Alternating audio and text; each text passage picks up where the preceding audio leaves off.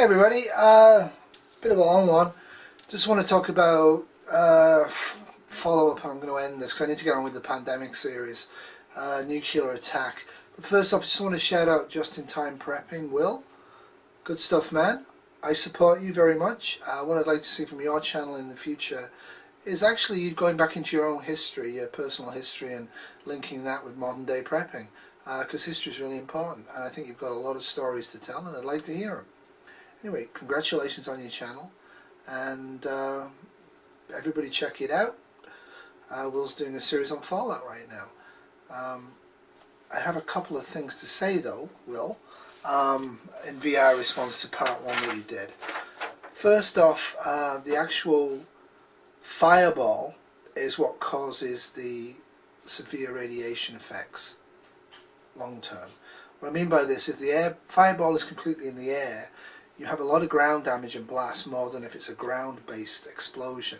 But if the fireball is in the air but touches the ground, the fireball of the nuclear weapon touches the ground, you will have just as much radiation material sucked up, soil, people, housing, and that becomes contaminated inside the fireball, outside the fireball, and then you have more radiation.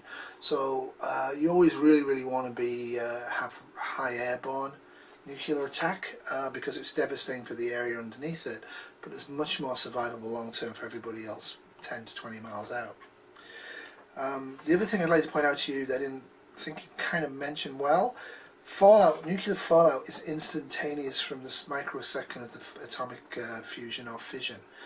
The instantaneous fallout is massive. I think what you were talking about is the fallout that is going to be on the wind and then drop down on people. But all fallout will drop over time. And while we're talking about that, the half-life for some radioisotopes isn't 1 to 5 years.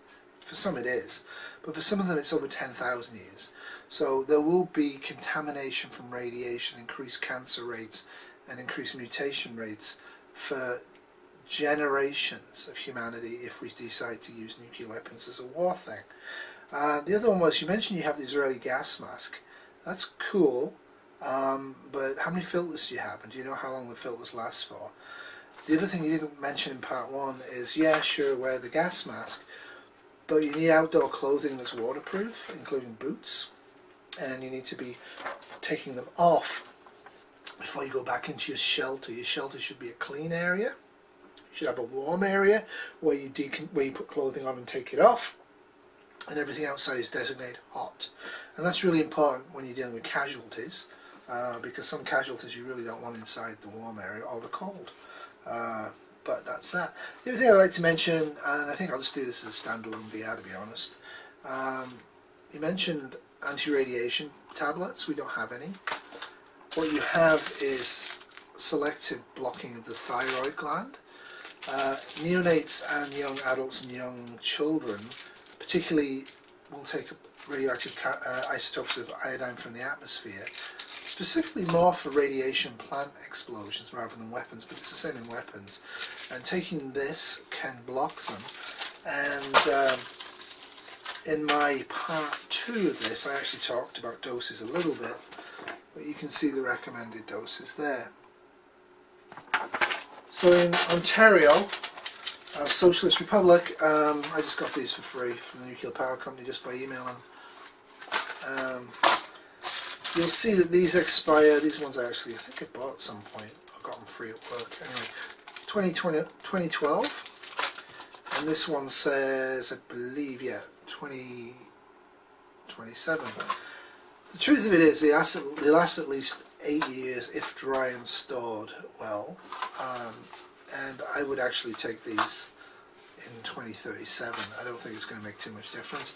Preferably take it before you're exposed, and don't take it if you're allergic to iodine. So that's that. So yeah, I'm going to flip this video around and make it just the VR to your competition, I think, Will. Yeah, I want to know about your history, your background, your service record, where you worked, all that sort of stuff. What changes in society you've seen that you think help prepping and don't help prepping. A little bit more about you, Will, the person. You do a good job of reviewing research and stuff like that, but I think your true strength is your personality, and I'd love to see more of that. Anyway, I was going to do this as a big video, but I'll make it a standalone. Peace out. Good stuff. Au revoir, Will. Good luck in the future. Bye.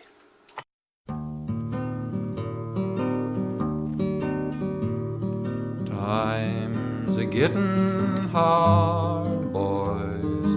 Money's getting scarce. If times don't get no better, boys, gonna leave this place. Take my true love by